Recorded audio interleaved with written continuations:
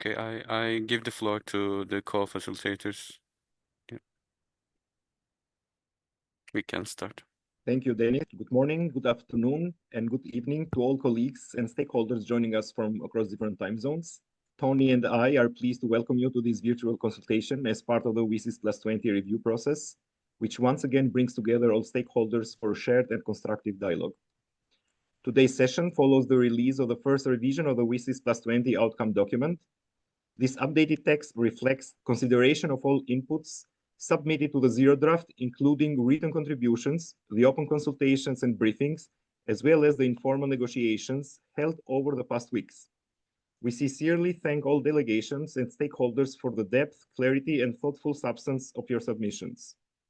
This consultation offers an important opportunity to present concrete textual proposals and express support for specific elements of the first revision. Your perspectives will contribute to shaping the next stage of negotiations, and we look forward to engaging with your ideas. With that, I'm pleased to invite my co-facilitator, Tony, to offer brief remarks before we open the floor. Tony, the floor is yours. Thank you very much, Anian. I join in warmly welcoming all participants today and in expressing our appreciation for your prompt engagement, particularly given the short period available to review the first revision. Similar to previous stakeholder consultations, this session provides an important opportunity for member states, civil society, the private sector, and technical community, and all other stakeholders to exchange perspectives and surface concrete suggestions before the next round of informal consultations. This dialogue is essential to ensuring that the process remains inclusive and that the next draft continues to reflect collective priorities.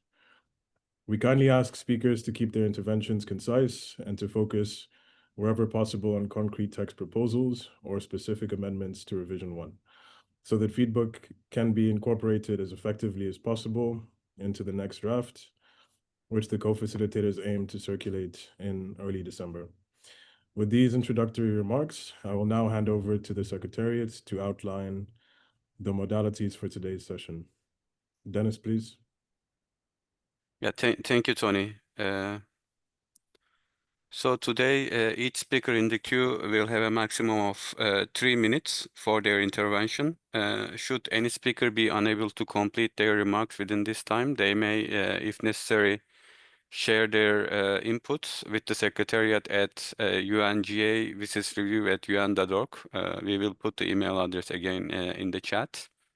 We will be promoting participants to speaker role as their time gets closer.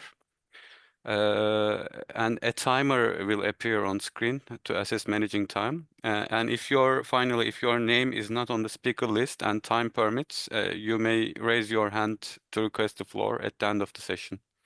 So over to you, Anian. Thank you. Thank you very much, Dennis, and thank you very much, Tony. And with that, I open the floor. We start with Syed Muntasir Mamoon from the Ministry of Foreign Affairs of Bangladesh. Please, sir, the floor is yours. Thank you very much, Chair and co-facilitators. It's fascinating to be here, and particularly I see the number of participants who are there. It really creates a sense of hope, admiration, and also great expectations. See, we work with something known as the TMO framework, the Oxford Vantage framework. So I'll cut my words to the very specific points possible. So we work with connecting tech, markets, and organizations. The way that we see to the WSIS process, particularly for last many decades, 2 decades, more than 2 decades, in fact, starting with the preliminary efforts, we have come to a stage when we need to have a thorough introspection about where we had been, where we are, and where we are going. So I'll not burden the August congregation with very specific sets of text suggestions, but I'll refer to the very specific sets of paragraphs which will probably be important for our discussions forward. First of all, I must congratulate the Secretariat and also the co-facilitators for bringing up the Revision 1. However, there has been some omissions and some inclusions, both of which are important for us. First of all, the design one, how we design WSIS ahead in the situation ahead, in the years ahead. Paragraph 4, 6, and 8 requires a little bit of introspection probably. Would like to reinstate some of the earlier texts which we had dropped probably from the zero draft, and like to see how we can grow and proceed forward. We'll give you the specific set of recommendations from our end, but that's for later. Second, particularly for the financial packages, would like to see more commitment than best endeavor clauses. Would like to see that if we commit to a future where we can co-create. See, I am a firm believer in artificial intelligence. I'm not an AI doomsayer, nor is my country, nor is my government. We believe that the developing world, where the BOP markets are, base of pyramid markets are, contributes 80% of world's population, 80% of world's population, 80% of world's markets live there. And they have a reasonable role to play in this whole domain, in the whole era of artificial intelligence. It's not a recipient area. It's not an recipient zone. It is an area where we can have productive contribution from individuals. But that individual productivity, that individual uh, creativity needs to be supported, not only with finance, not only with hard cash, but also with financial structures, so that this entrepreneurial and innovative activities, innovative spirit can be supported with structures. So I'd like to see that paragraph 64, paragraph 52, paragraph 32, and paragraph 25 are strengthened. And we'd like to see that artificial intelligence governance, particularly paragraph 81, 82, 83, and 95 IGF, are restructured to represent the entrepreneurial spirit of the human beings. So that's our short presentation from our end. We'll provide the Secretariat with a written submission very soon. Thank you. Thank you very much, Mr. Mamoon. And I'll give the floor to Ms. Fiona Alexander from the American University.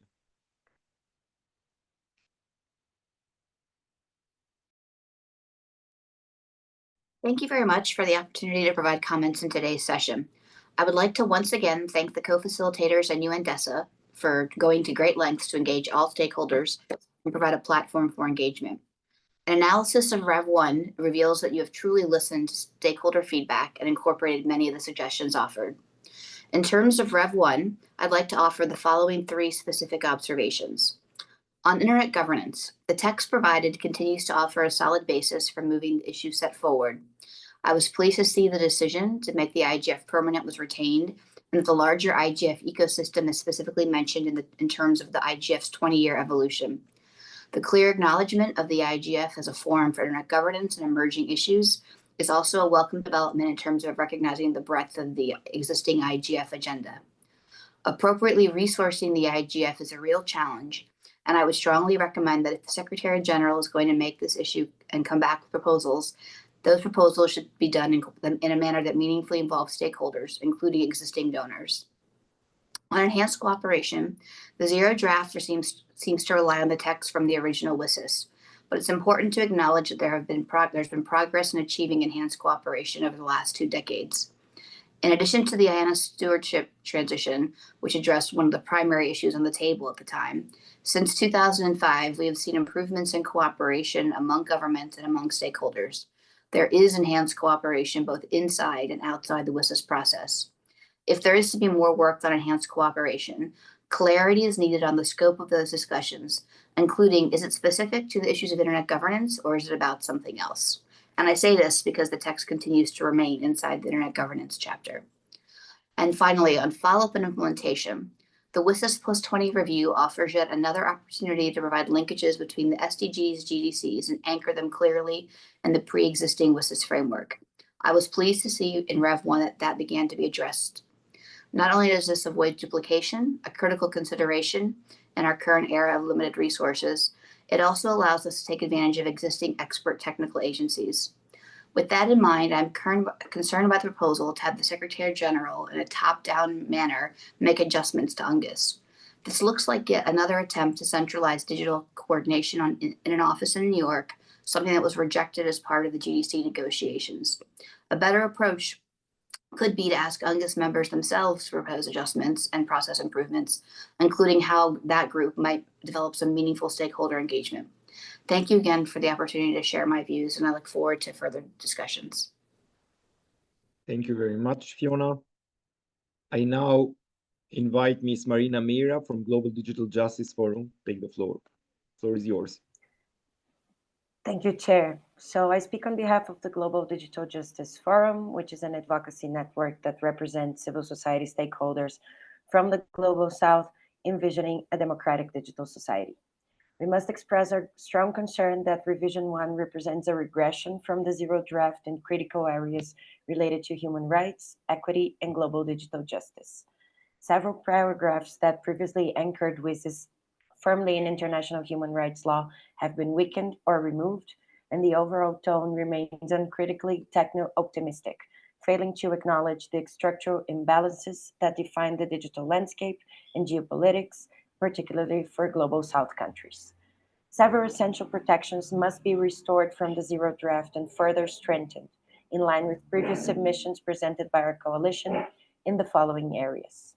The deletion of paragraph 82 that highlights the obligation of states as duty bearers in promoting a digital technology environment that is in accordance with international law is concerning. The deletion of crucial language from former paragraphs 89 and 90, including safeguards against mass surveillance and commitments to ensure that targeted surveillance complies with legality, necessity, and proportionality, is an erosion of internationally agreed safeguards. The deletion of paragraph 64, which addressed online violence, hate speech, disinformation, and child protection, is also a major setback. Restoring and strengthening this paragraph with explicit mentions to risk assessment, public accountability mechanisms, and a platform duty of care throughout the technology lifecycle is vital. Former paragraph 97, which acknowledged systemic risks, including labor impacts, environmental burdens, and threats to human rights in AI adoption, must be restored and be strengthened. The omission of paragraph 52 on the zero draft that calls for compliance with the Basel Convention in e-waste management is also worrisome.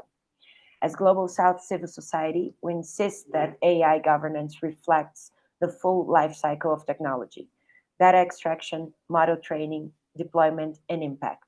We are worried that civil society demands on the need to emphasize a precautionary approach across the entire life cycle of digital technologies, particularly AI, have not been taken on board. Communities in our regions are disproportionately affected by extractive data practices and precocious data labor. Yet these realities are absent in Review 1. So finally, Revision 1 has not addressed our concern about the absence of an explicit commitment to address the governance deficit in the digital economy that has led to market concentration and monopolies and the public financing deficits in relation to digital infrastructure development in the South. We will send written contributions with text suggestions further detailing our concerns. But in conclusion, we urge member states to ensure that the WSIS+20 outcome does not move us backwards. Thank you. Thank you, Ms. Meira. I now invite Ms. Timea Suto from the International Chamber of Commerce. The floor is yours.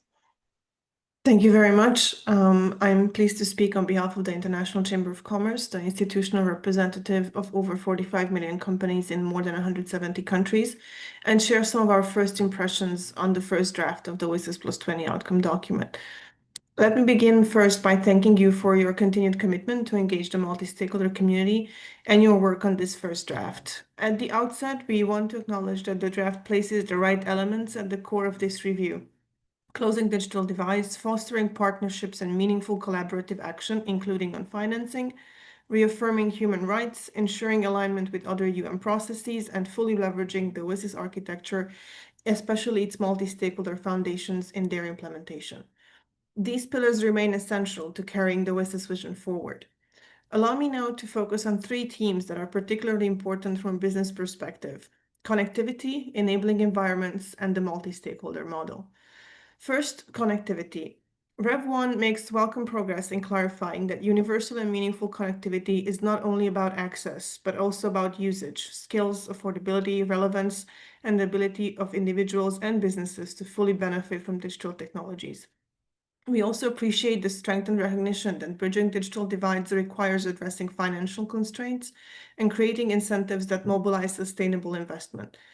As this language evolves, it will be important to ensure that financing approaches support the long-term resilient investment needed for future-ready digital ecosystems. Second, on enabling environments. We welcome the reinforced emphasis on the importance of regulatory and policy environments that attract investment and foster innovation. This is foundational to achieving the WSIS outcomes. As discussions on future financing models continue, we encourage consideration of approaches that draw on existing expertise, convene a wide range of stakeholders, and take place within forums capable of addressing the interconnected dimensions of digital development, from infrastructure to governance to emerging technologies. Such a setting would enable financing needs to be examined holistically, with contributions grounded in real-world experience. Third and lastly, the multi-stakeholder model.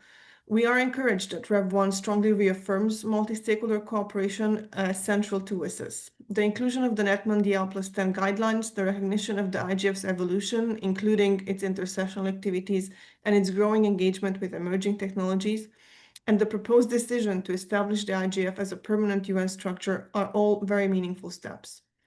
Importantly, the IGF continues to demonstrate that it is the place where meaningful conversation can take place on the central questions raised in this review, conversations grounded in evidence, expertise, and the diverse perspective of all stakeholders.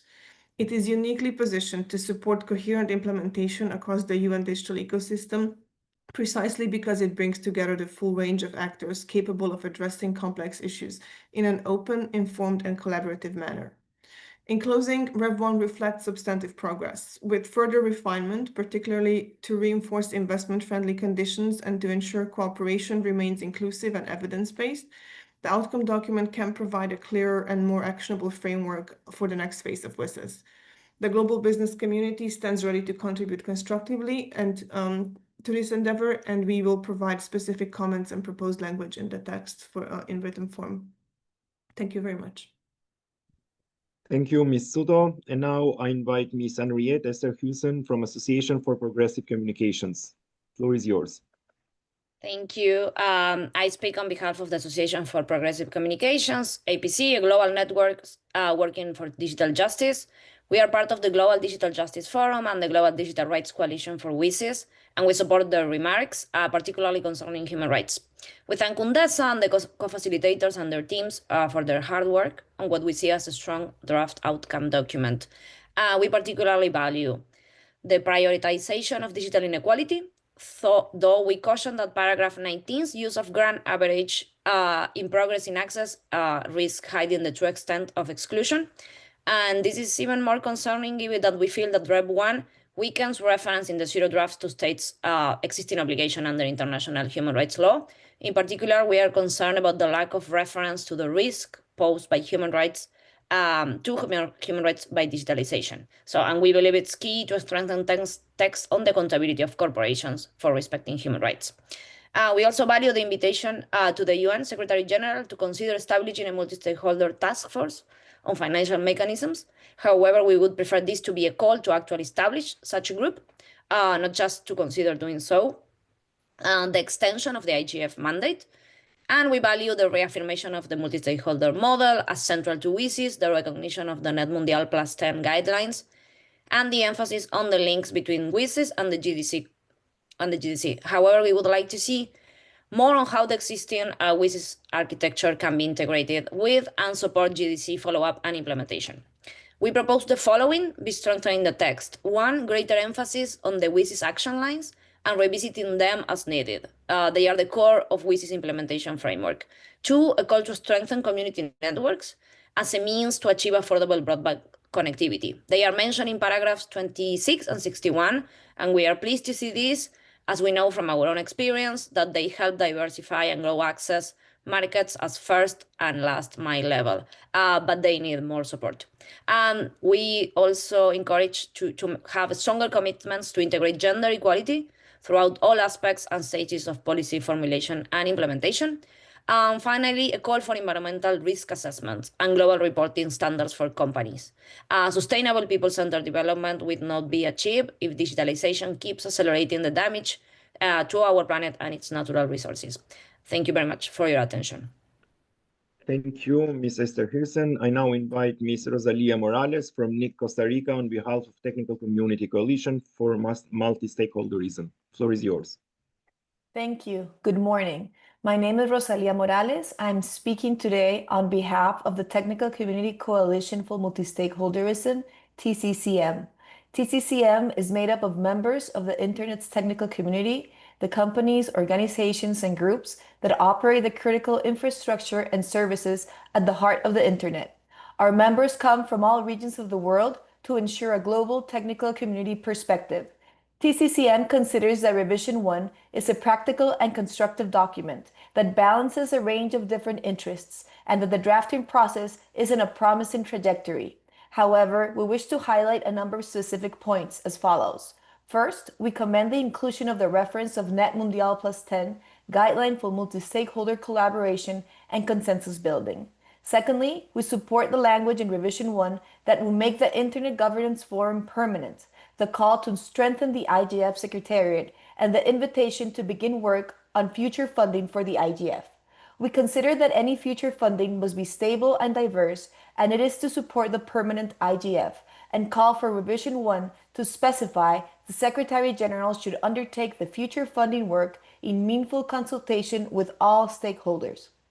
Thirdly, we strongly support the provisions in Revision 1 that commit to better cooperation and coordination in the Internet governance ecosystem. We consider that the IGF is the ideal focal point for cooperation and coordination, and as the primary multi-stakeholder platform for discussion of Internet governance issues. We call for Revision 1 to be clearer in recognizing and enhancing supporting the IGF's role in setting the agenda and fostering coherence across the Internet governance ecosystem. Finally, we strongly support the recognition in Revision 1 that fragmentation would undermine the Internet as critical global facility for inclusive and equitable digital transformation.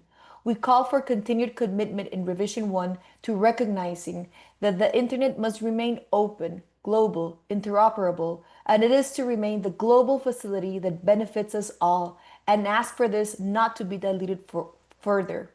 Our full statement on Revision 1 will be sent to the Secretariat in writing and will be available at tccm.global. Thank you for this opportunity. Thank you, Ms. Morales. I now invite Ms. Gitanjali Sa from International Telecommunication Union. Gitanjali, the floor is yours.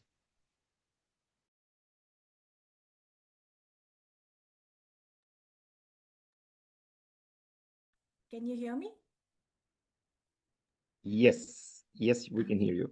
Thank you, Enyin. Good afternoon to you and Tony. ITU thanks the co-facilitators for their steady stewardship for this important WSIS+20 process. Thank you for the opportunity to present our observations with the hope that they will be included in the next iteration. In the preamble, we would like to recall that ITU member states resolved at its plenipotentiary conference in Minneapolis in 1998, Resolution 73, to hold a WSIS and to place it on the agenda of the United Nations.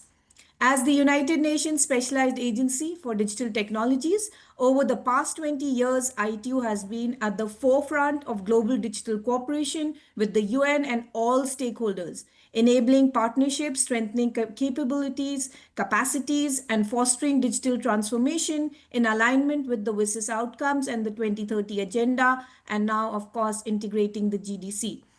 ITU remains committed to its responsibilities as the WSIS Action Line facilitator for several WSIS action lines, and so do the other UN agencies involved. We wish to acknowledge the contribution of all facilitators across all UN entities in a sustaining and dynamic, inclusive WSIS ecosystem.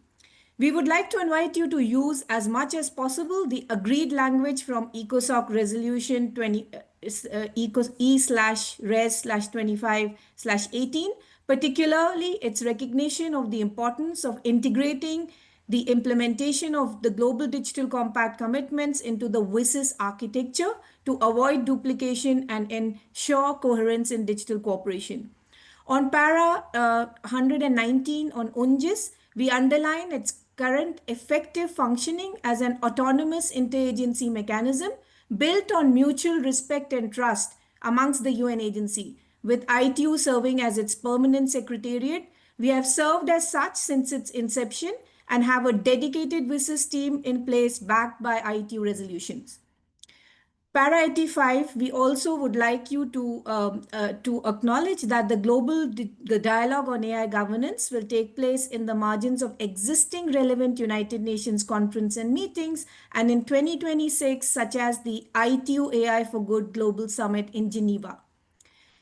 Highlighting the key role played by the interagency working group on AI in interagency coordination on AI across 50 UN entities, and that it stands ready to support the implementation of AI proposals, AI research, capacity building, leveraging existing capacities and resources.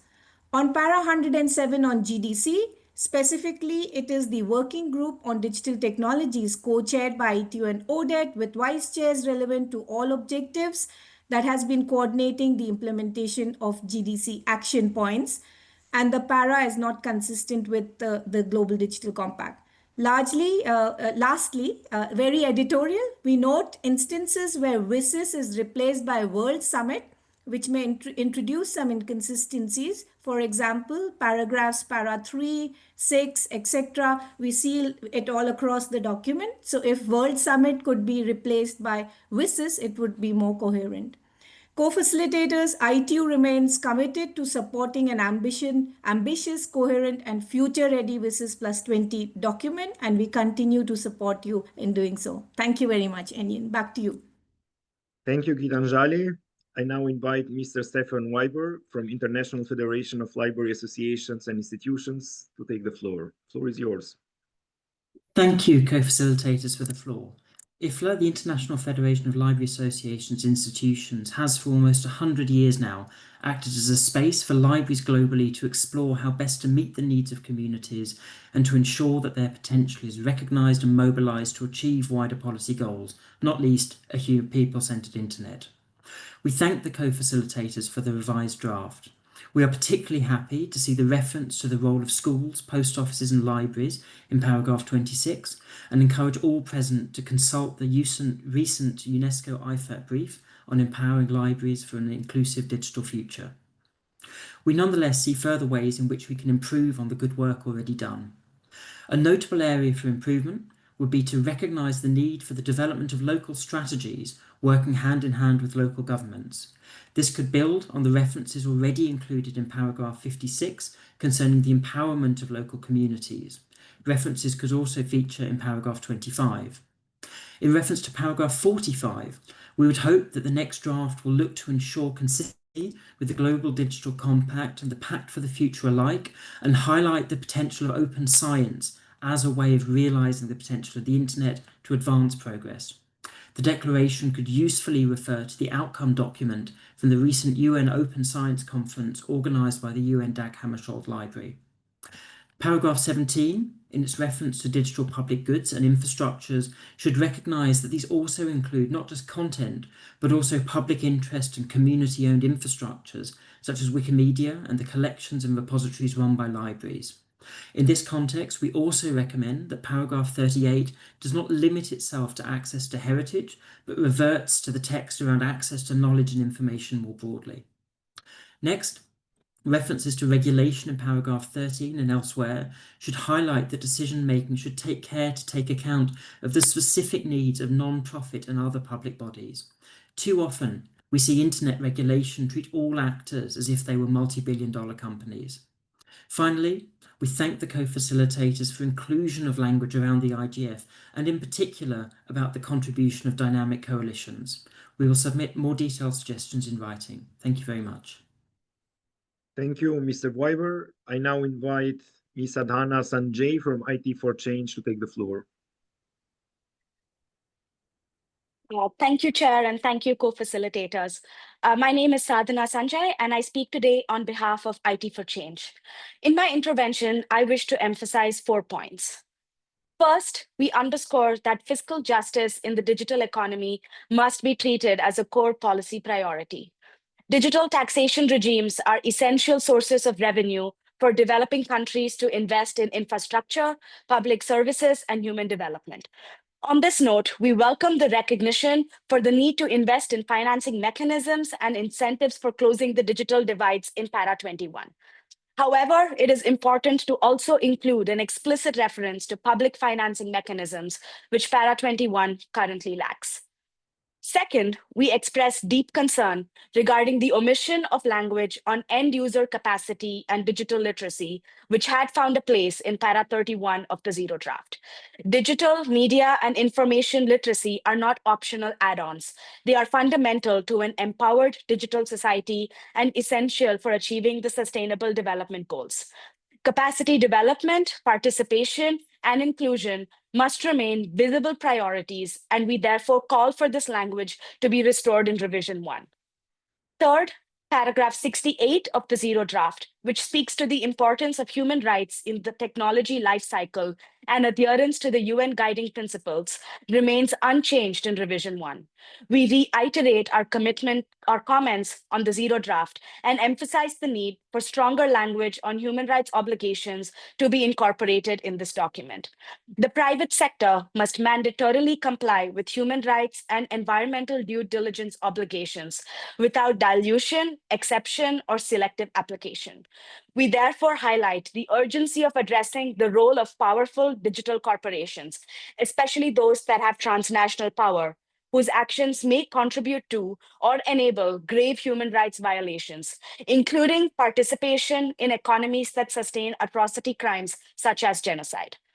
Last, we note with concern the omission of Para 52 of the Zero Draft, which referred to the rapidly growing quantities of electronic and toxic waste, a burden which is disproportionately shouldered by developing countries. This poses serious risks to human health and safety and also has adverse effects on ecological well-being. We urgently call for this language to be reinstated in this document, with stronger commitments for public consultations, environmental impact assessments, and free, prior, and informed consent from local and indigenous communities for any disruptive digital activity, such as the building of data centers. Thank you for your attention and for the opportunity to speak today. Thank you, Ms. Sanjay. I now invite Mr. Derek Munene from World Health Organization to take the floor. The floor is yours.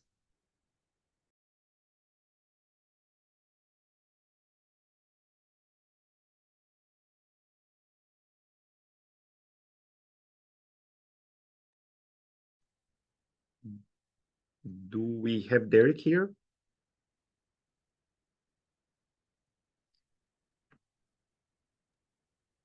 And we can move to the next speaker. Okay, great.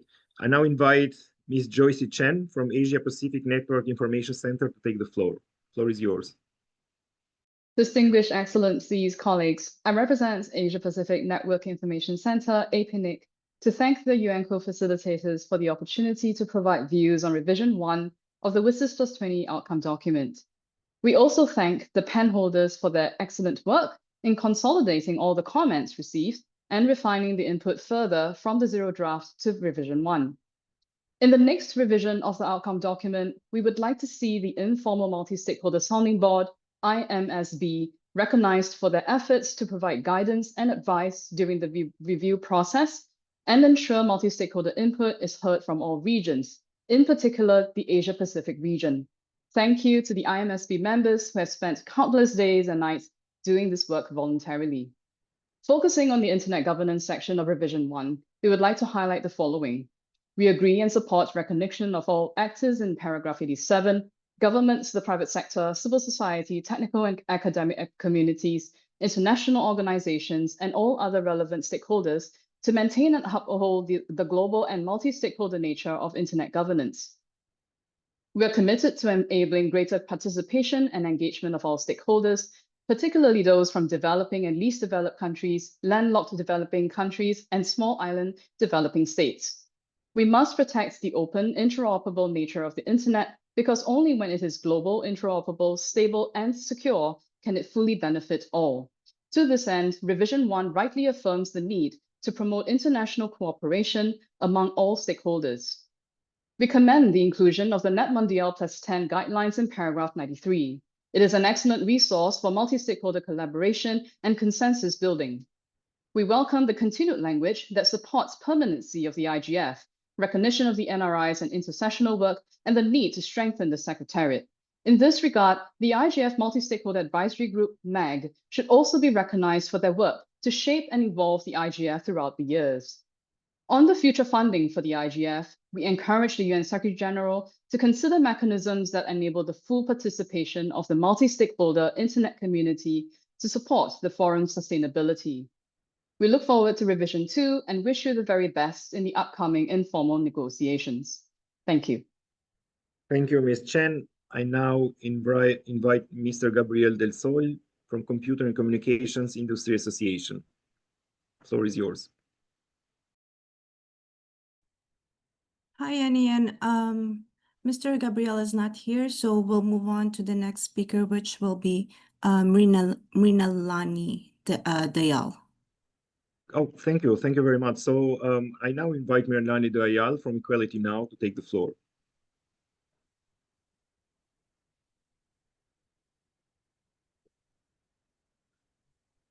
Good morning, and thank you for giving me the opportunity to speak. My name is Mrinalini Dayal, and I'm the Global Coordinator for the Alliance for Universal Digital Rights, a network of CSOs advocating for digital rights focused on gender equality. And as part of the Gender and Digital Coalition, we recently submitted inputs to both the Zero Draft and the Elements paper. We applaud and support the new revision's commitments to support gender equality in paragraph 11 and 110. However, we note that most of our suggestions and recommendations from the Zero Draft have not been incorporated, and many mentions of gender from the Zero Draft have been omitted in this new version. Our concerns that gender is still not fully mainstreamed across the document remain, and gender references remain inconsistent and weakly defined, often treated as an afterthought instead of structured part of the framework. Our specific recommendations are, in paragraph 13, adding in, including the promotion of gender equality, the protection of women, girls, and other marginalized groups from TFGBV harm, and the use of mandatory gender impact assessments and the accountability of the private sector for discriminatory or harmful practices. In paragraph 21, we suggest adding, bridging the gender digital divide includes ensuring universal and meaningful access to and the use of internet development of digital skills and the use of digital tools, participation in STEM, as well as leadership in public decision-making spaces. Closing these digital divides sustainably requires public financing and accountability mechanisms to ensure resources reach those who are the most affected. In the previous version, in the Zero Draft, in paragraph 64, mentioned sexual and gender-based violence online, along with other harms, and this has been removed. We ask for this paragraph to be returned and for language to be added around recognizing the differentiated impacts and risks of ICT threats faced by persons in vulnerable situations, establishing and maintaining not just robust, but proportionate, survivor-centered access to justice and psychosocial support, and addressing combining different legal and policy protective approaches informed by intersectional understanding of context at the local, national, regional, and international levels. This revision 1 also fails to explicitly acknowledge that AI systems are not neutral and often reproduce structural gender inequalities.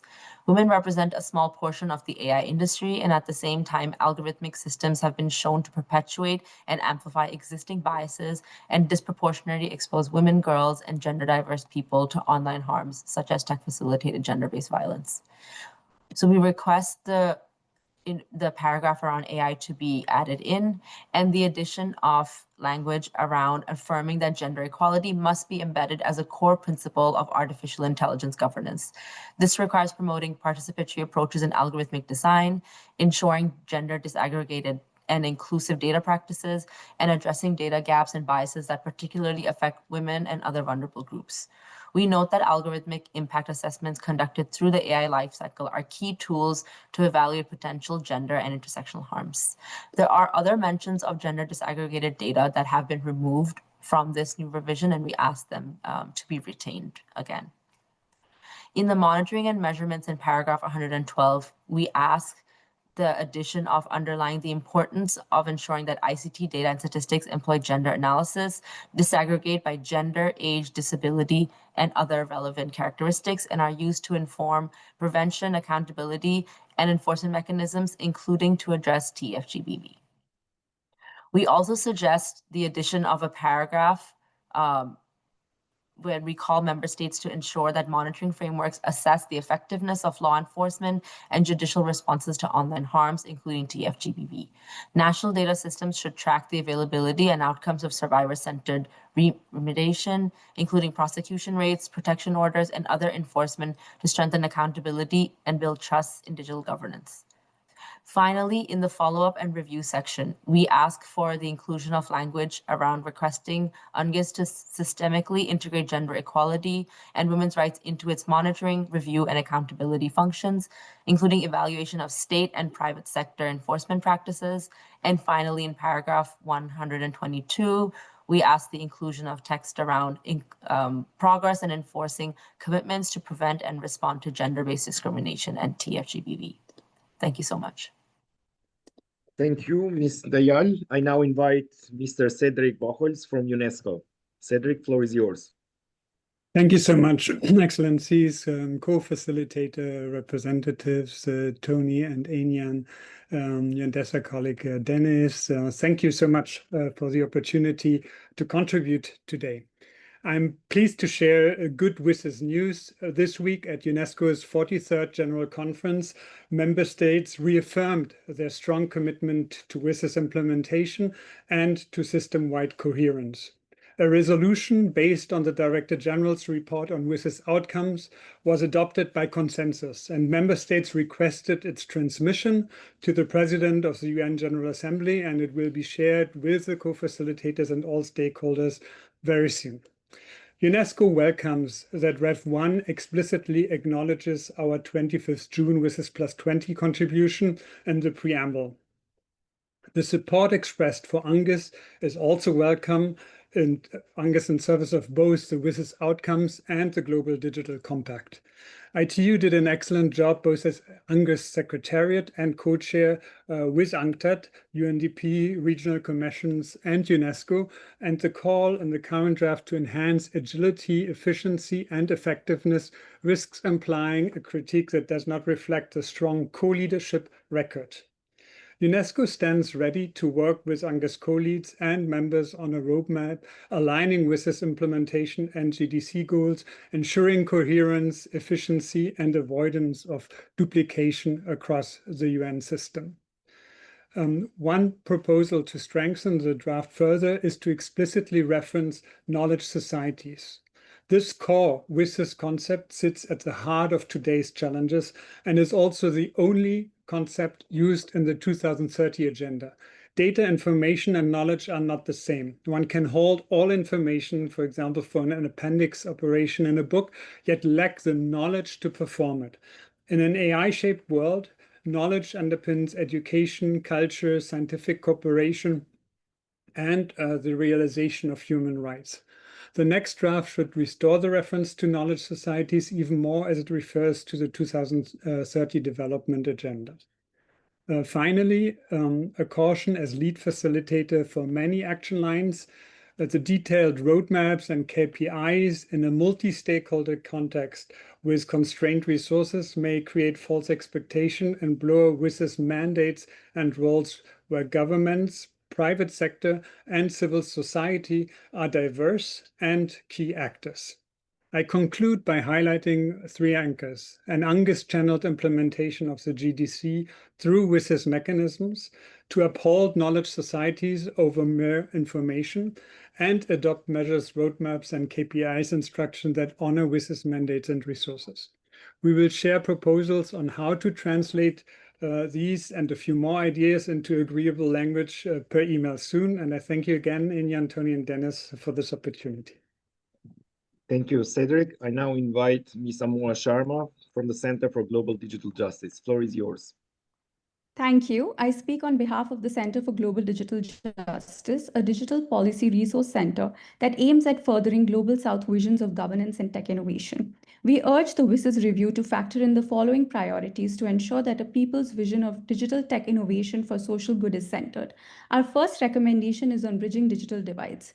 Removal of para 28 of the Zero Draft, which had a strong emphasis on equity and explicitly underscored the achievement of universal, meaningful, and affordable access to the internet and digital services as essential to realization of WSIS vision, is disappointing. There is a need to restore this para, particularly to emphasize the multidimensional nature of digital resource divides and the need to plug capacities in line with needs and in cognizance of local context, with a commitment to leaving no one behind. Our second recommendation is on the enabling environment for digital development. Data park consolidation among select countries and corporations and disparity in access to crucial digital infra and digital skills gap is a huge barrier for many developing countries to reap the dividend of digital transformation. There is thus a need under para 47 to call for measures to address the unequal distribution of digital infra and human capabilities in the global digital economy. Third, on financial mechanisms, it is important for the outcome document to underscore the essential role of public financing for digital infra development. In blended financing mechanisms for DPGs and DPIs, guardrails are essential to protect citizen rights and the public interest. Para 62 must underscore this. Fourth, on human rights and ethical dimensions of the information society, through omission of para 82 of the Zero Draft, there is a dilution of the language pertaining to the obligations of states as duty bearers. It is crucial to restore this para. Finally, on AI, we submit that digital sovereignty and the right to development should be recognized as the cornerstone principles of any global AI governance regime in accordance with the BRICS Leaders' Declaration. We recommend the addition of the following new para 81A. We recognize that digital sovereignty and the right to development are central to global AI governance. We firmly support the right of all countries to harness the benefits of the digital economy and emerging technologies, particularly AI, while upholding fundamental rights, and to establish their own regulatory frameworks within their jurisdictions for protecting the fundamental rights of their citizens and maximizing public value innovation. Thank you. Thank you, Ms. Sharma. I now invite Mr. Alexei Trepkyalin from the Internet Corporation for Assigned Names and Numbers, ICANN. Alexei, floor is yours. Thank you, Chair, Excellencies, and esteemed colleagues. ICANN considers Revision 1 a well-crafted text that continues to provide the basis for the final draft. On Internet governance, ICANN strongly supports the continued affirmation of the value and principles of multi-stakeholder cooperation as reflected in paragraphs 3, 87, and 88. We also strongly support the need for an internet that is open, global, interoperable, stable, and secure, as reflected in some paragraphs in the text, including in paragraph 89. ICANN is pleased to see the continued recognition of the unique role of the technical community as a distinct member of the stakeholder community. While ICANN shares the reaffirmation of the need to promote international cooperation to prevent, identify, and address the risk of fragmentation of the internet, we suggest reverting to the term fragmentation of the internet architecture, as protecting the architecture is particularly fundamental to the internet's continued smooth operation. Regarding the Internet Governance Forum, ICANN is encouraged to see Rev 1's continuation of support to the IGF's permanence, enhancement, and future funding. ICANN also welcomes the emphasis on linguistic diversity, including how initiatives like internationalized domain names and universal acceptance contribute to making the Internet and digital services become fully accessible to all.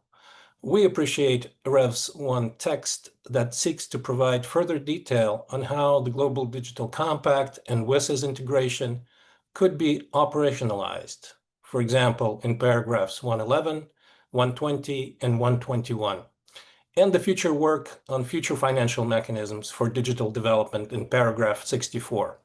We caution on the introduction of new terms into WSIS, such as critical internet infrastructure in paragraph 53, especially if it could affect ongoing discussions at other UN processes.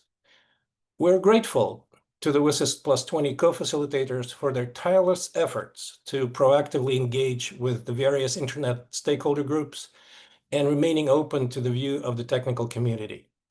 ICANN and our community thank Ambassador Locale, Ambassador Yanina, and the UN Department of Economic and Social Affairs team at the ICANN 84 meeting in Dublin last month. We thank Ambassadors Locale's participation in the geopolitical session. The link to the session's recording will appear in the chat window. And this concludes our short remarks. Thank you.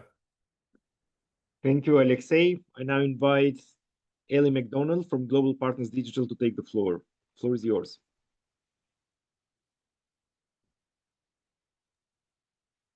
We can skip Ellie. Okay. And now I hand it over to my colleague, Tony. Yes, thank you very much, Anian. So we'll start with Concertina Casa from Agency for Digital Italy. Concertina, please. Okay, thank you. My name is Concertina Casa, representing AGIT, the Agency for Digital Italy. First of all, I would like to express my sincere appreciation to Endesa and the co-facilitator of the WSIS+20 review process for their tireless efforts, their inclusive approach, and the transparent consultation that have led to this excellent and forward-looking revised one document.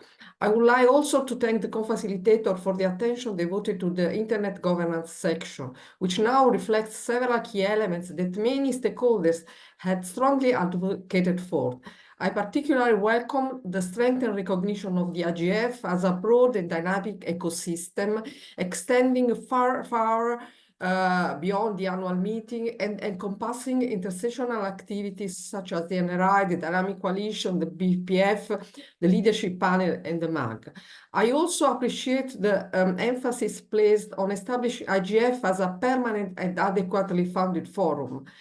Sustainable and predictable resources, ideally through a blended funding model that goes beyond the UN regular budget, are essential to ensure that the IGF can deliver meaningful impact both at global and national levels.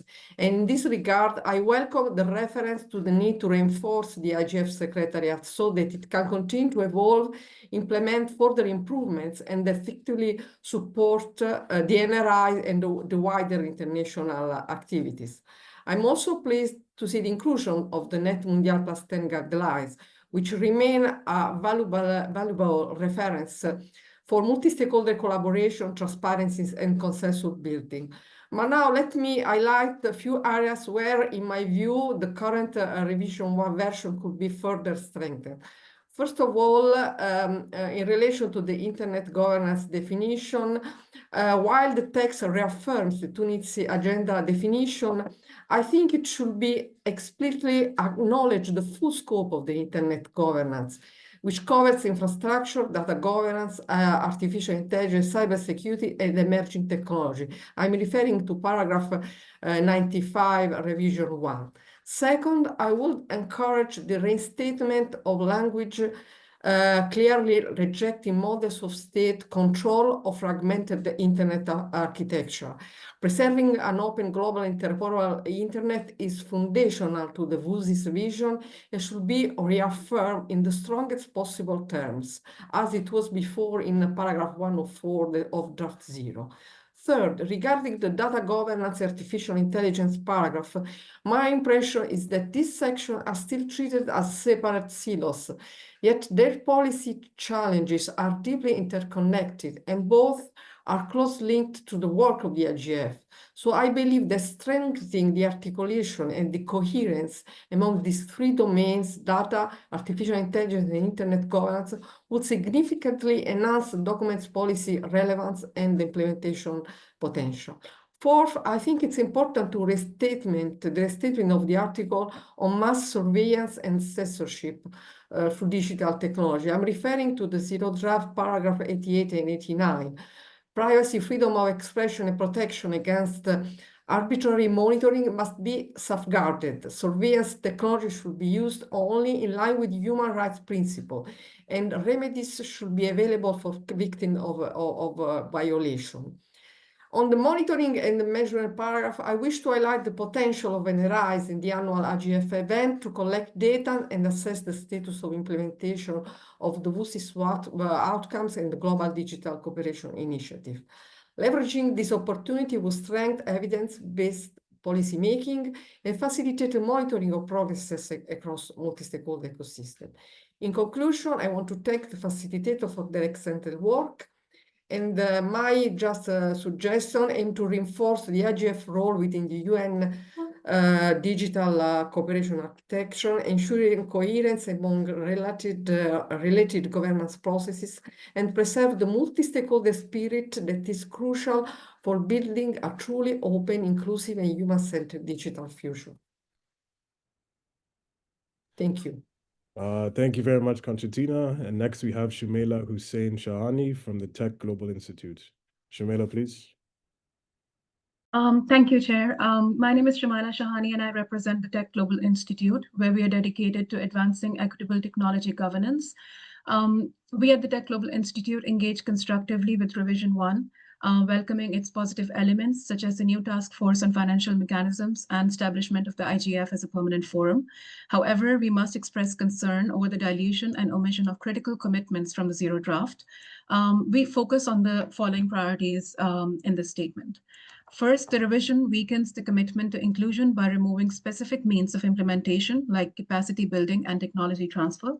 Most concerningly, it reduces the vision of a people-centered society by deleting the right of people to create, access, and use technology, relegating them to passive consumers rather than active innovators.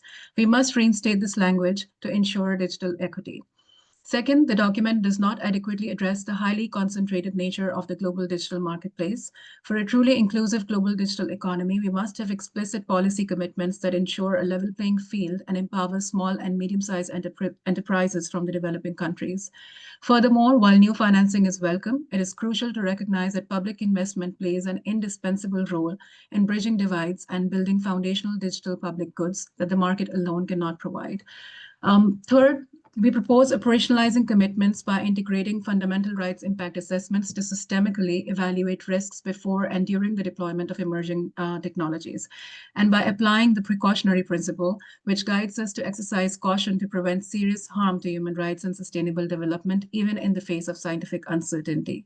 We are also concerned about the removal of any reference to social media, given its influence on public discourse and digital participation. Leaving it out overlooks one of the most transformative and contentious developments since the original summit. This omission risks signaling reduced expectations for responsibility and accountability from these platforms. Finally, the deletion of the call for close alignment between the WSIS process and the SDGs is a step backward. Our digital cooperation must be explicitly framed as a means to achieve the broader development goals, including by updating our approach to address the challenges and opportunities of the data and AI transition. Addressing these areas will help ensure that the outcome is a practical and principled framework that delivers on the promise of a truly inclusive information society. We also have concerns regarding surveillance and sovereignty, and we will submit detailed written comments on these and other points. We remain committed to working with all the stakeholders to strengthen the text and support an equitable digital future for all. Thank you. Thank you very much, Shumela. And I would now pass the floor to Christian Casanova from AI for Good Young AI Leaders. Christian, please. Thank you so much, distinguished co-facilitators and colleagues. It is a pleasure to address you on behalf of the Young AI Leaders community, who is a community of young professionals across the world working under the UNITU AI for Good initiative. We represent the generation navigating two converging forces, a changing environment that friends our planet, and a technological revolution driven by AI that's reshaping our world. Between the Zero Draft and the Revision 1, we're thankful to the co-facilitators with the direction of the language of youth that shifts from treating young people chiefly as beneficiaries of access, protection, and skill. However, we still believe that there is a need for explicitly recognizing youth as stakeholders and participants in the WSIS implementations and governance. We'll recommend on the following 3 points in the upcoming draft. As reflected in paragraph 12 and 56 and 58, the WSIS outcome recognizes the importance of capacity development and the specific challenges facing youth and marginalized groups in accessing digital technologies. However, the implementation framework still positions youth primarily as recipients of capacity building rather than active implementers of the WSIS commitments. From the perspective of the Young AI Leaders, we recommend language to provide a structured mechanism under WSIS forums to link the Youth IGF, the National Digital Strategies, and the Action Line facilitators in an established network across the WSIS Youth Forum, as one example. This would ensure that youth are directly engaged in piloting digital public goods, tracking the WSIS progress, and localizing digital inclusion targets. In reference to paragraph 82 through 84, the WSIS documents calls for an AI research program and AI capability building fellowship, presents a major opportunity to embed intergenerational participation. We propose expanding the initiatives to include youth researchers, social innovators, and community technologists from developing countries.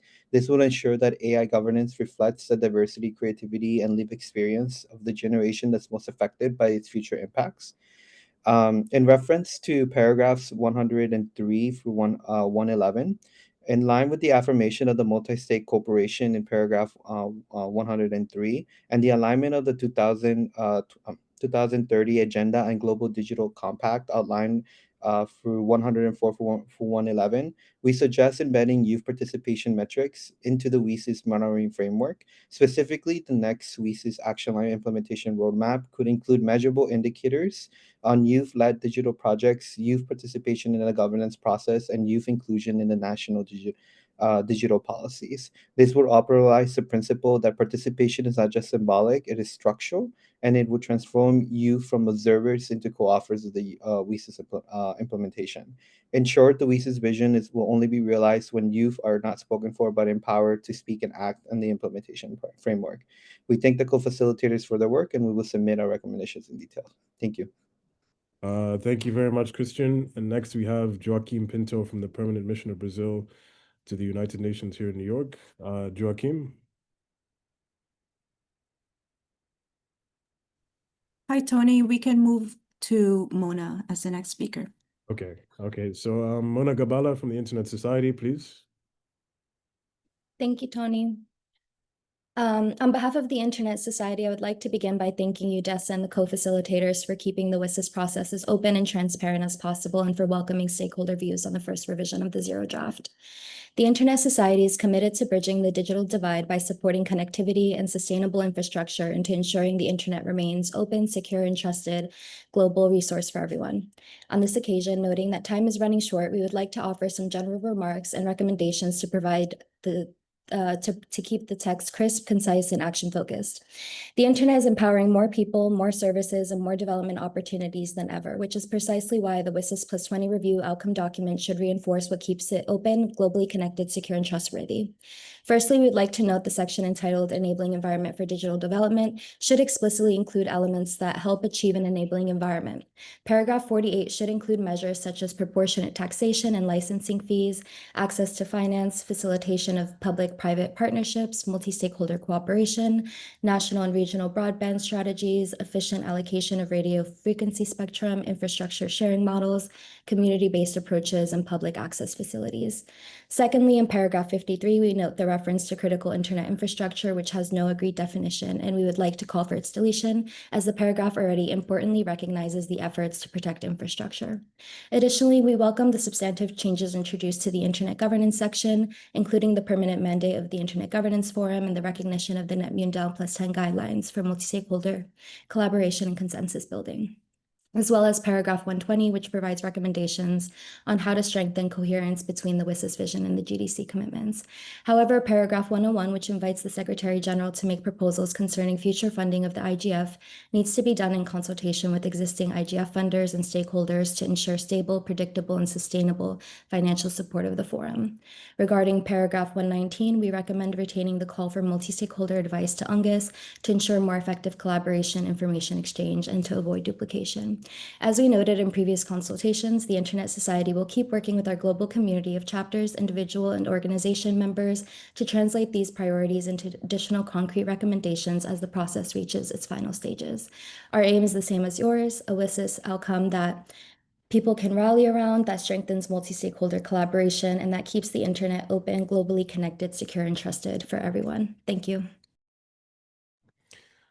Thank you very much, Mona. And next we have Qusay Al-Shati from 3aref.com. Qusay, please. Qusay Al-Shati, aref.com, Kuwait private sector. Revision 1 of the outcome document represents another positive development and evolution of the WSIS+20 review process, enhancing its clarity, views, structure, and making it more concise to lead the way ahead until the next revision takes place. On internet governance, we reaffirm our support for paragraph 86 on the definition of internet governance, which is in accordance with paragraph 34 of the Tunis Agenda. With regard of paragraph 90 and 91 on enhanced cooperation, we believe that there are already existing enhanced cooperation processes within internet governance related organizations like the ITU, the ICANN-GAC, or the UN regional commissions, or the regional organizations such in our part of the world, the Arab League of States. Therefore, they should be considered as a current existing mechanism for enhanced cooperation that can be built on and no need to initiate an independent process for enhanced cooperation. The work group on enhanced cooperation referenced paragraph 91 faced difficulties in its work and did not continue. Therefore, it may not be a good example to reference. In fact, if we will take it as an example, it will support what we have mentioned in the previous point. Regarding paragraph 93 and mentioning Net Mondial +10 as a reference to multi-stakeholder cooperation, consensus building, and balanced representation along with the text endorsed in April 2024, this may give an impression that it took place or endorsed as part of a WSIS or an IGF process, which is not the case. If we want to have a reference for consensus building, multi-stakeholder collaboration, and balanced representation, then it should be through WSIS and IGF-related processes, practices, and conduct that have accumulated and built for more than 20 years. We strongly support and welcome paragraph 98 in making the IGF a permanent forum. With regard to paragraph 99, it included the following text: we call upon the forum to report on outcomes of its annual meetings.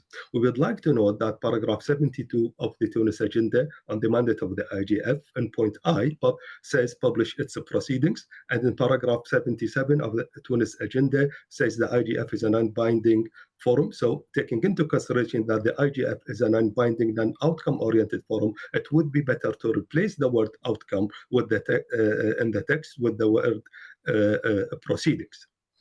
On the development of the WSIS framework, since 2022, the UN and related organizations have been active within the ICTC, producing the Global Digital Compact and now on the outcome document of the WSIS+20 review, and in between establishing panels, work groups, and offices. This review is different from the previous revision. It is a major effort in outreaching and consulting relevant stakeholders, and it is viewed as a much-needed evolution and update to the outcome of the WSIS in its two phases, Geneva and Tunis. In this regard, we strongly support paragraph 104 of revision 1 on the alignment and the synergy between GDC and the WSIS+20 review. Considering the overall consent of building on current existing mechanism, we would suggest adding text to this paragraph reflecting that the WSIS process and IGF become an implementation mechanism for the GDC. Thank you. Thank you very much, Kusai. And I would just like to remind the remaining participants to kindly stay within the allotted time limits so that we can make sure we go through the entire list before the end of this meeting. Next, we have Giacomo Mazzone from the IGF Policy Network on Meaningful Access. Giacomo, please.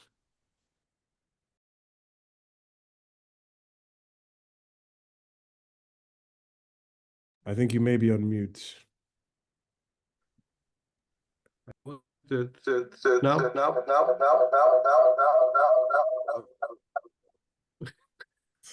Too much. I think there's a bit of an echo, so I don't know while we figure it out. Perhaps we can move to the next speaker and we can invite you back once we know what the issue is. Yes. I'm waiting. Okay.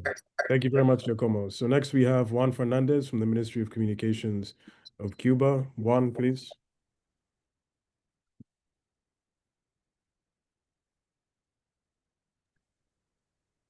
Tony, just give us a second.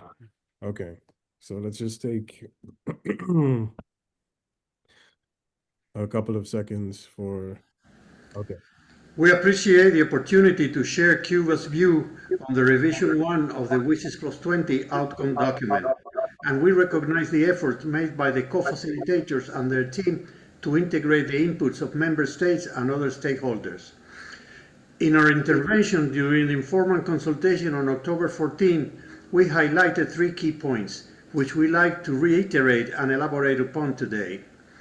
First, we note the inclusion in the Enabling Environment section of agreed language from WSIS concerning the unilateral coercive measures. This constitutes a positive step. However, we must underscore that over the past 20 years, the imposition of such measures has significantly increased. These measures not only contravene international law and the principles and purpose of the Charter of the United Nations, but also run counter to the fundamental principles enshrined in both the WSIS and the GDC. For this reason, we propose that the introduction of the resolution include a stronger and more unequivocal condemnation of unilateral coercive measures.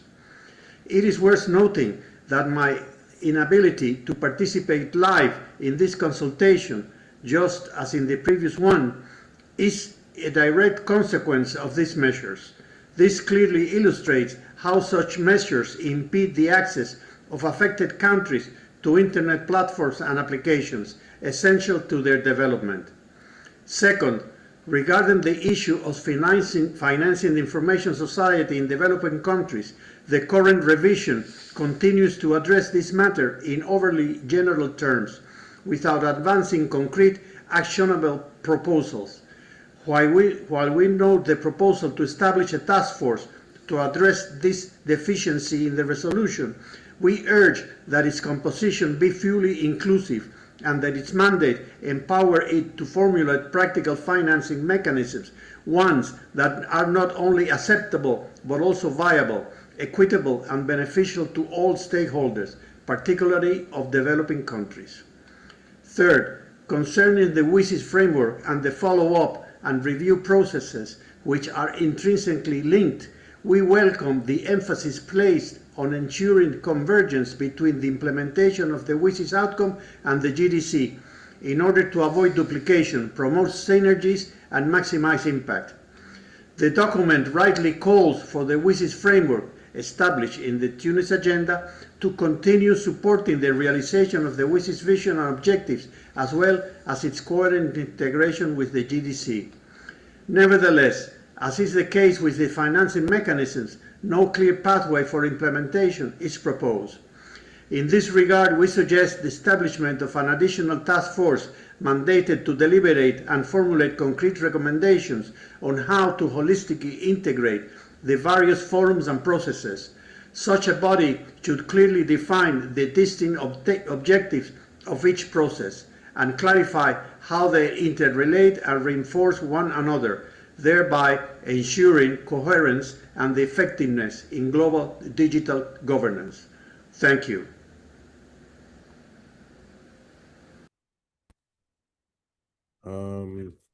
Thank you very much, Juan. We're going to try Giacomo one more time. So Giacomo, do you want to come in and try and give your remarks?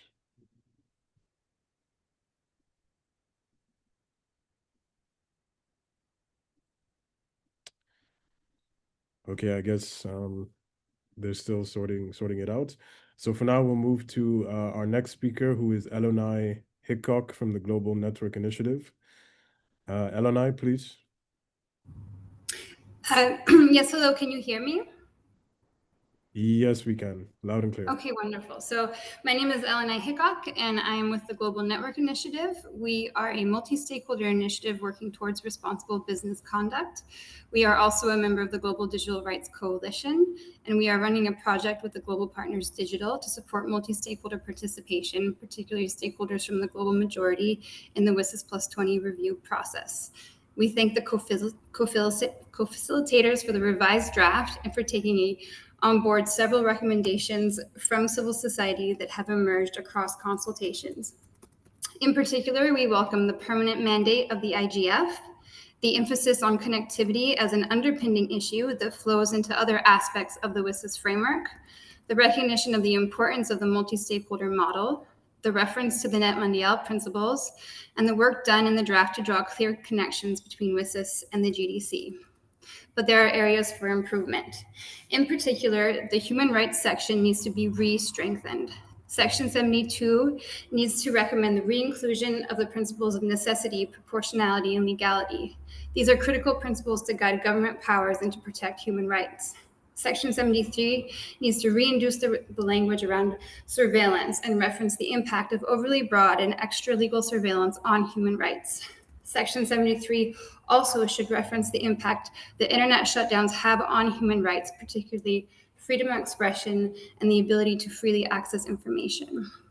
Specific topics need to also address human rights throughout the WSIS text. This includes sections on digital public goods.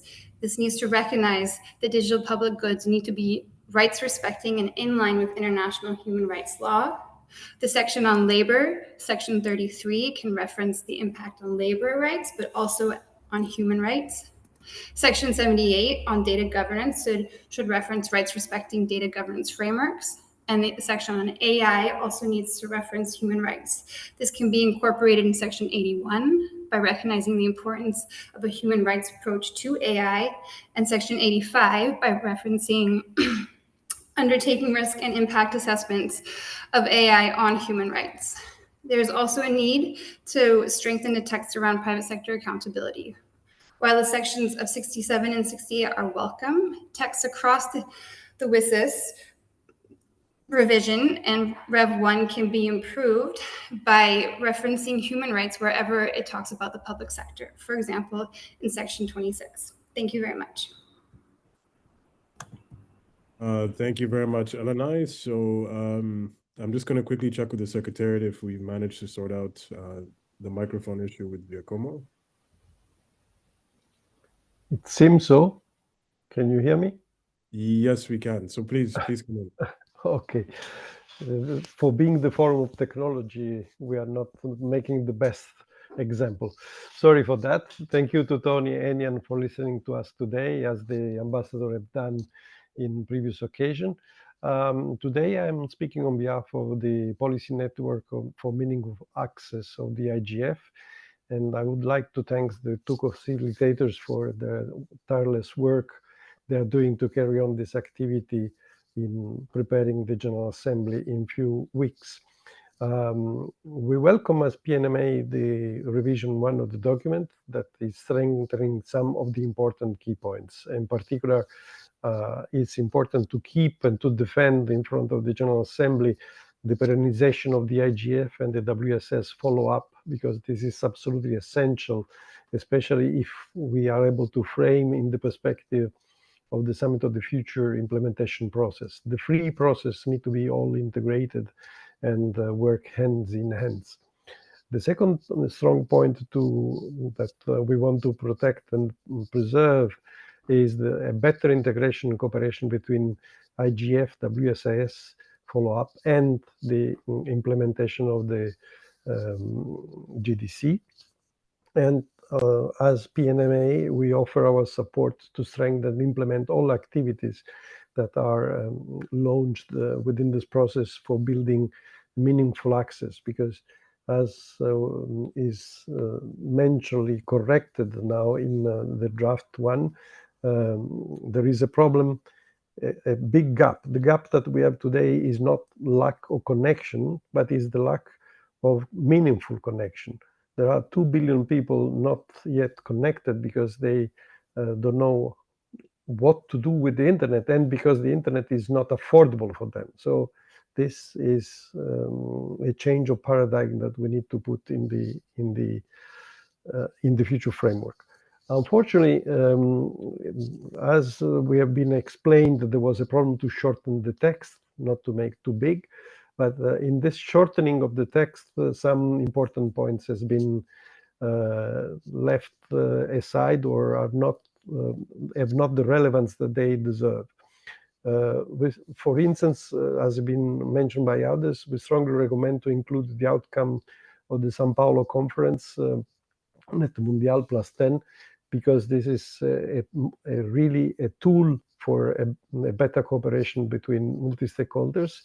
There is a problem to discuss about the future financing of the IGF, and we understand that this cannot be probably prepared in time for the General Assembly, but we suggest that there is a working group that just after deal with this aspect. Last point is that the media role is not enough underlined.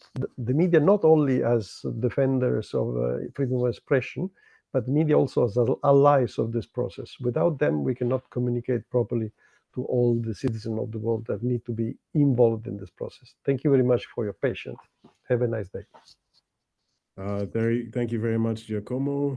Next, we have Yuyin Liu from Asia Pacific Artificial Intelligence Association. Yuyin, please. Hi. Thank you for the chair and our distinguished delegates. It's an honor to address this high-level meeting marking 20 years since WSIS. The Asia Pacific Artificial Intelligence Association, an academic and professional body dedicated to advancing responsible AI research and cooperation across region, closely follows the global discussion on the digital governance and inclusion. So the reversion reaffirms our shared version of a people-centered, inclusion, and development-oriented information society. Yet, as paragraph 13 and 18.1 to 85 highlight, the rapid evolution of artificial intelligence presents both unprecedented opportunities and complex risks that require collective wisdom and ethical foresight. First, as outlined in paragraph 28 to 33 and 68, the influence of major technology companies, or big techs we quote, have become systematically in shaping data standards and innovation. In this new AI era, this is a need for a structured and transparent long-term engagement mechanism within UN framework to ensure the technological power is exercised responsibly and in alignment with human rights and sustainable development, which who controlled over half GDP in the world. The word will give the practice meaning to the multi-stakeholder principle reaffirmed in paragraph 87 to 90. Second, the paragraph 42 to 45 and 59 to 63 emphasize the environmental dimension of the digital transformation. Sustainable and emerging efficient AI infrastructure, such as data centers, are now integrated into achieving both connectivity and climate objectives. A coordinated approach to green digital infrastructure could make the technology true ally of the planet. Third, at the state paragraph 56 to 58, building capacity and digital skills is essential to empower world regions to participate fully in AI revolution. International collaboration should prioritize AI research networks, fellowships, and equipped access to computing resources, particularly for development countries. Finally, paragraph 86 to 100 remind us a global internet and AI governance must remain inclusive, open, and anchored in shared responsibility. Every nation must have a meaningful role in shaping the norms and define our digital future. As the Chief Policy Commissioner of AAIA, I believe by combining innovation with ethics and the progress with inclusion, especially to make sure the big tech's involvement, we can ensure that artificial intelligence truly serves humanity, bridging divides, protecting rights, and advancing the sustainable development goals for all. Thank you. Thank you very much. And next we have Avri Doria from Technicalities. Avri, please. Thank you. Thank you for this opportunity to comment on Revision 1. I had the opportunity early in this century to participate in the WGIG as a civil society participant from the technical world. I came to the UN from an open multi-stakeholder community and found myself in a forbidding world. Reading this revision, I want to applaud how far we have come over the years. I believe I see a UN that is opening itself to the concerns of the many types of stakeholders it serves. Yet we have further to go. I have 3 observations on Revision 1. First, I am grateful that paragraph 93 has been included, taking note of Net Mundial +10 guidelines for multi-stakeholder collaboration and consensus building. In that light, I'd like to suggest in 108 the addition of a few words. While recognizing the ITU and the WSIS Forum for sharing information on practice, I recommend that it mention not only its role in multi-stakeholder dialogue, but its role for encouraging multi-stakeholder dialogue, collaboration, and consensus building. It does it should be mentioned. Second, it is good that concern for human rights has a place in this document, but it is not as strong or full-throated as it needs to be. Please do not shy away from the fullest possible call for human rights in its many aspects. I support the requests that have been made by earlier speakers to restore the many paragraphs related to human rights that were removed from revision 0. And third, I have a concern that the follow-up does not make an emphatic call for expanded use of ICT, AI, and other emerging technologies in the service of governance itself. One of the digital divides we still need to tackle involves including the world's population, its technologies users, in their own governance discussions, as is their right, in their role as the users of the technology and as those most affected. The emerging technology allows for them to participate from wherever they are. This document misses the opportunity to encourage a decade that includes a voice in governance for all of those still on the other side of this digital governance divide. To the co-facilitators and pen holders, thank you for the care and attention you give the many stakeholders you've interacted with. Thank you. Thank you very much, Avri. And next we have H.M. Bazlur Rahman from Bangladesh NGOs Network for Radio and Communication. Your Excellencies, it is an honor to deliver this statement on behalf of the Bangladesh NGOs Network for Radio and Communication, the Bangladesh Internet Governance Forum, and the Pact for the Future Bangladesh CSO initiative. Your Excellencies, the revision of the WSIS+20 outcome document demonstrates substantial progress in integrating diverse stakeholder perspectives and addressing concern constructively raised during earlier round of the consultation. We welcome this advancement and wish to extend our sincere appreciation and congratulations on the diligent effort reflected in the preparation of revision 1. We would like to recognize that the International Telecommunication Union has played a key role in the World Summit on the Information Society process and the establishment of the WSIS prizes. The Bangladesh NGOs Network for Radio and Communication has been an active and long-standing contributor to the WSIS process since 2000. Through the preparatory phase, we are honored that our program has been recognized through the WSIS prize winner and 8 subsequent WSIS champion award, reflecting our contribution commitment to the advancing media development, digital inclusion, and information integrity in Bangladesh. Your Excellency, strengthening the further localization of the WSIS and IGF implementation at the national level, ensuring that global commitments are translated into concrete and measurable national outcomes, and promoting meaningful engagement of the UN Resident Coordinator Office, relevant UN entities, and the stakeholder within the strengthened multi-stakeholder framework. Your Excellencies, we want to ensure universal and affordable access, fostering inclusive and resilient digital ecosystem, and upholding the multi-stakeholder model as the foundation of the both internet governance and the WSIS process. Equally, we emphasize the imperative of a human-centric and human right-based digital transformation, essential for building a just, equitable, and knowledge-driven society for all. Your Excellency, we would like to express our sincere appreciation for your thoughtful consideration and your kind attention. I thank you. Over to you, Your Excellency.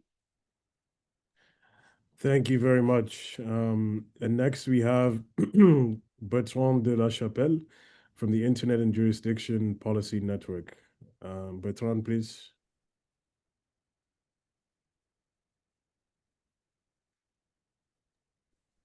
Hi, Tony. We can move on to the next speaker. It will be Suchata Sokachan. Okay. Thank you. Thank you. So Suchata Sokachan from Net Mission of Asia, please.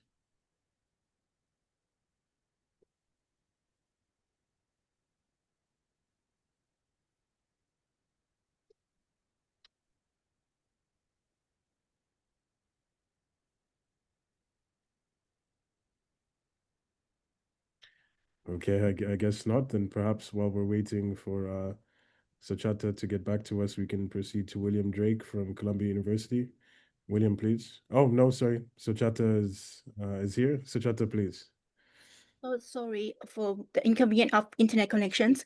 And thank you, Secretariat and co-facilitator for these opportunities. My name is Sujeta, and today I speak on behalf of the APAC youth leaders who signed a joint letter for our written submission to the Zero Draft. As youth, we envision technology and connectivity that translate into capabilities, opportunity, and dignities. True inclusions require not just access, but the skill, network, and fair structure that empower us to save the digital world. We appreciate that paragraph 20 acknowledges the urban-rural digital divide. However, we urge that this paragraph be strengthened into a specific name Pacific Island nations and conflict zones, where connectivity challenges are particularly acute, ensuring that the language captures both progress and the most vulnerable geographies. We welcome paragraph 27's recognitions of internationalized domain names and universal acceptance as past progress. However, we urge that paragraph 27 explicitly include linguistic accessibility through internationalized domain names and universal acceptance as ongoing priorities essential to linguistic diversity, inclusivity, and cultural participation online. As we work to close digital divide, we must also ensure that the technology being built serves all people and planet equitably.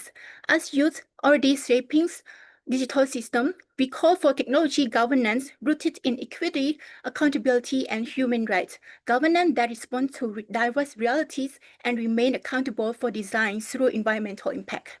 We welcome paragraph from 82 to 84 commitments to bridging AI divides and establishing AI research program that focusing on developing countries. However, we urge that these paragraphs be strengthened to explicitly address the concentrations of AI development in a minor's language and indigenous knowledge system in AI development, and establish a clear provisions for youth inclusion in AI research and governance initiative. We appreciate paragraph 41, recognition of digital technologies for environmental sustainability. However, we urge that this section explicitly include youth-focused capacity building and expand opportunity for youth to engage in monitoring research and advocacy on sustainable digital practice.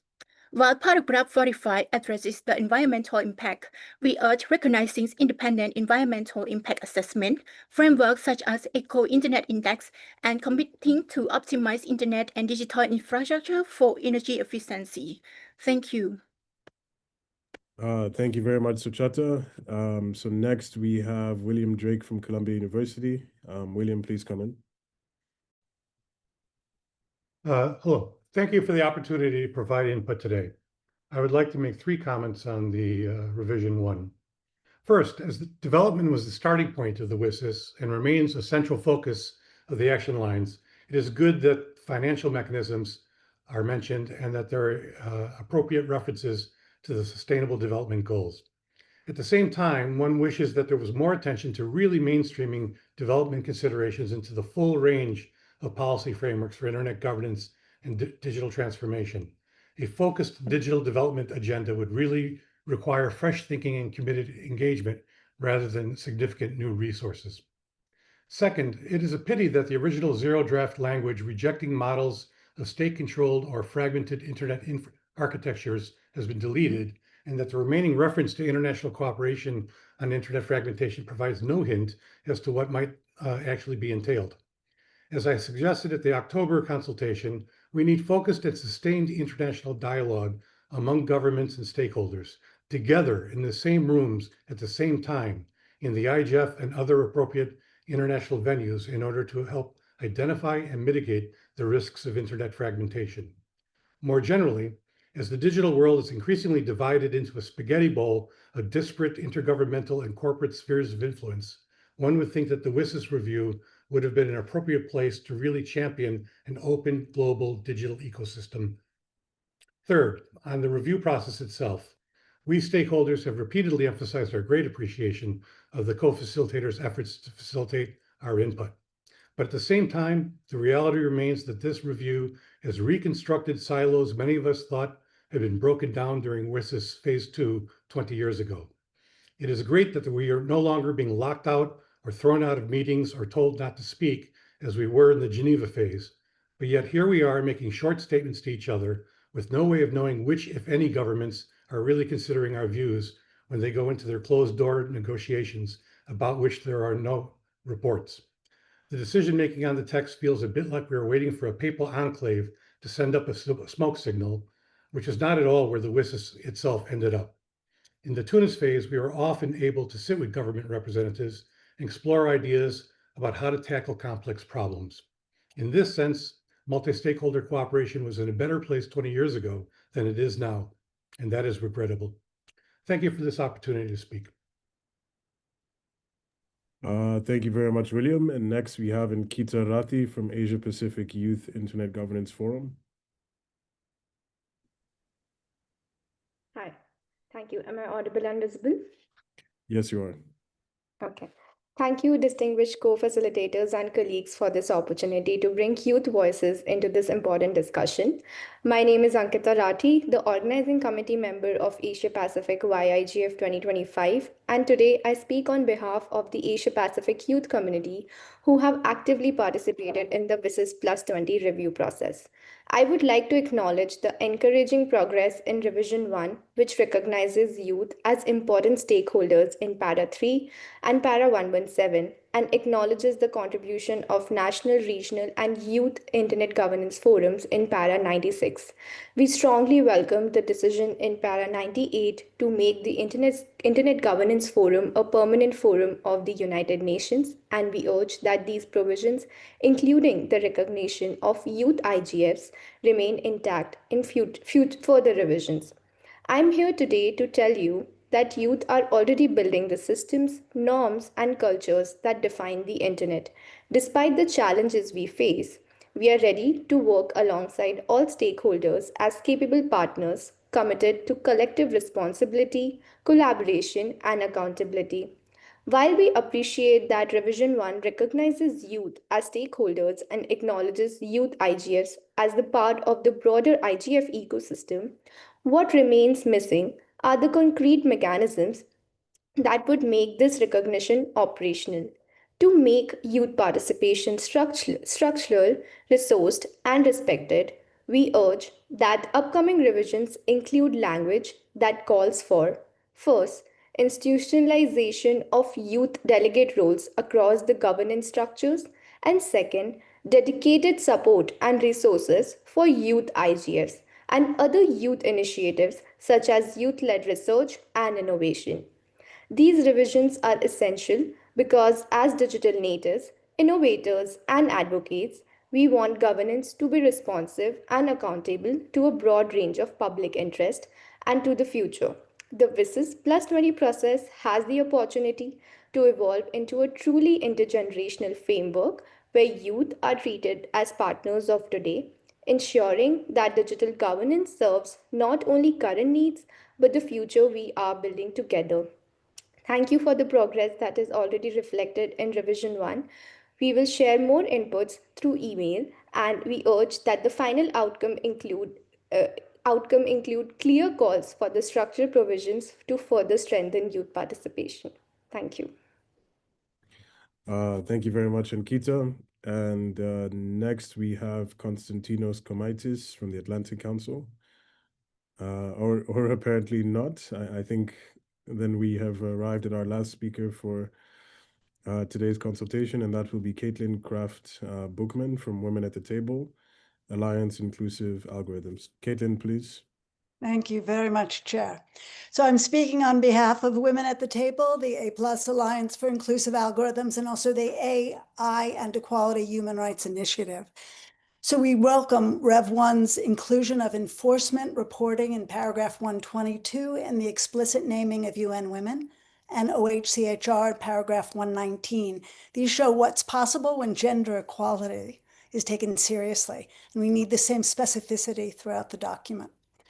However, Rev 1 presents critical gaps and in some cases regression from the zero draft, and I'll focus on 4 specific paragraphs requiring amendment.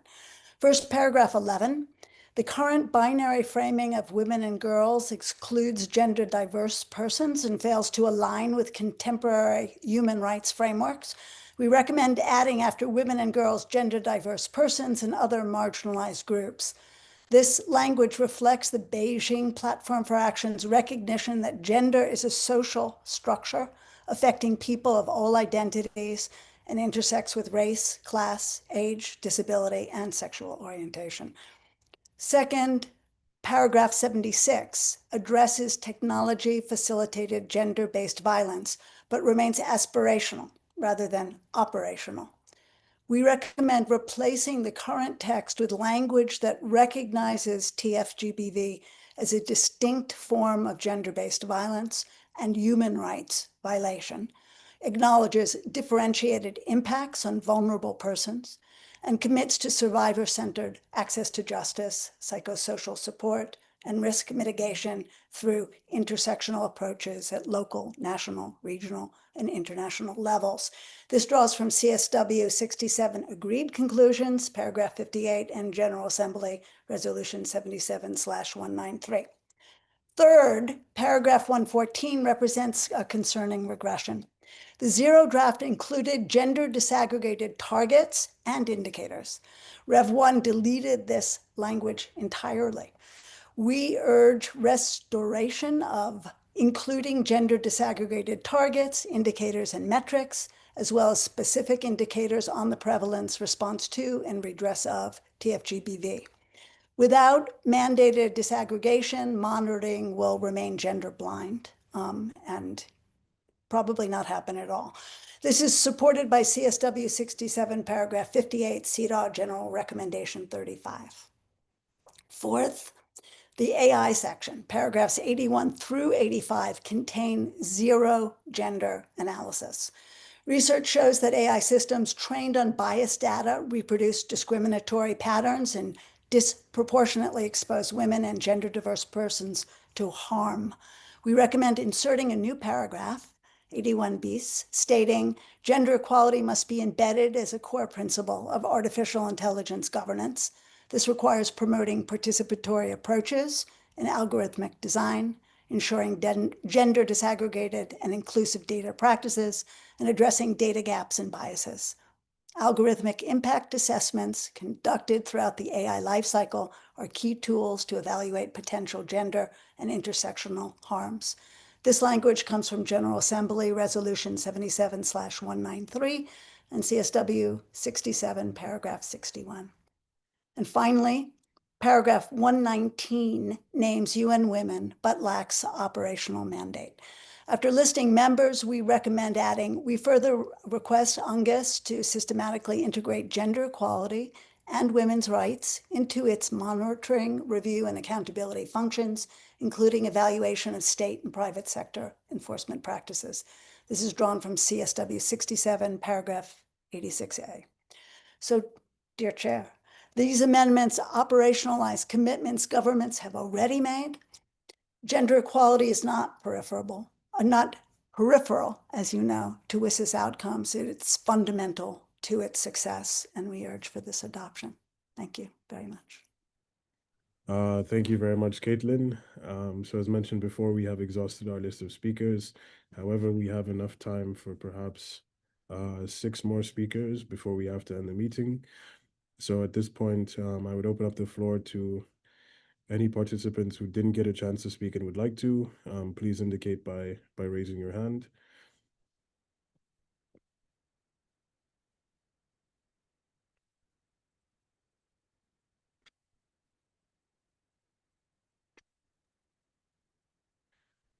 I see Jimson Olafoy. Please, Jimson, please come in.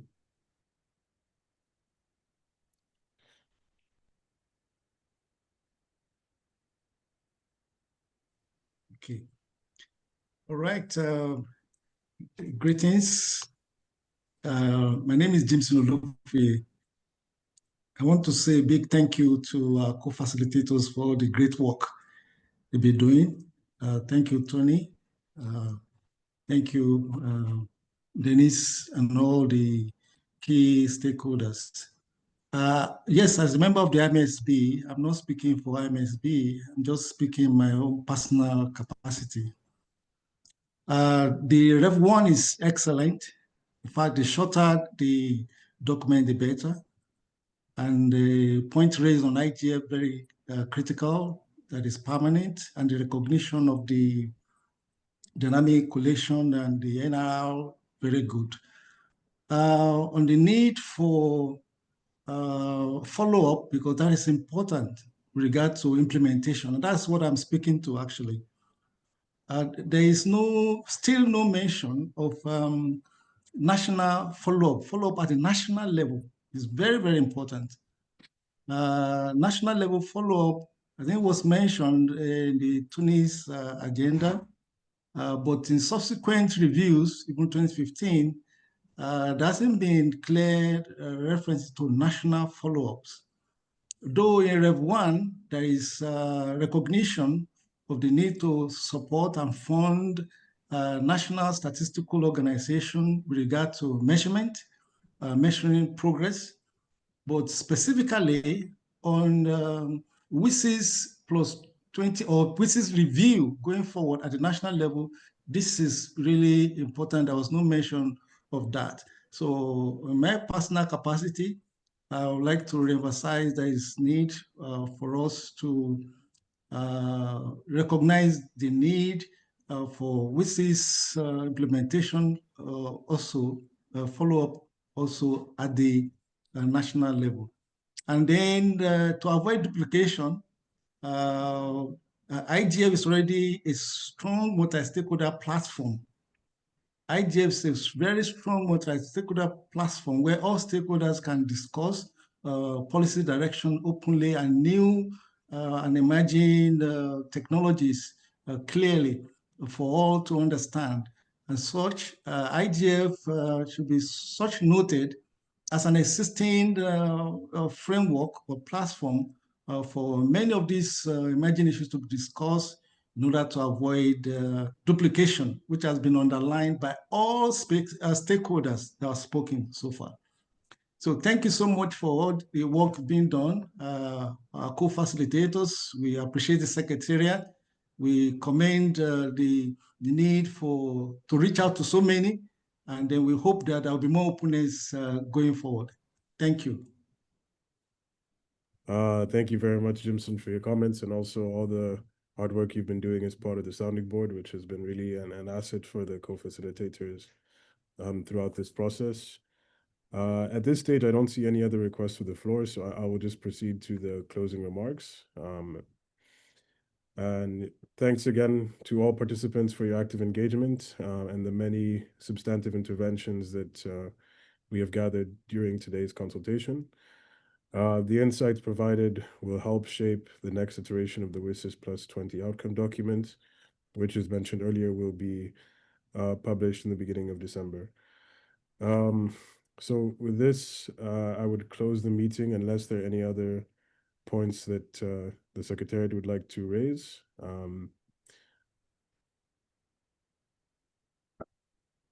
No, thank you, Tony. I see none. Okay, so we can close the meeting. Thank you very much, and have a great rest of your day and even better weekend. Thank you.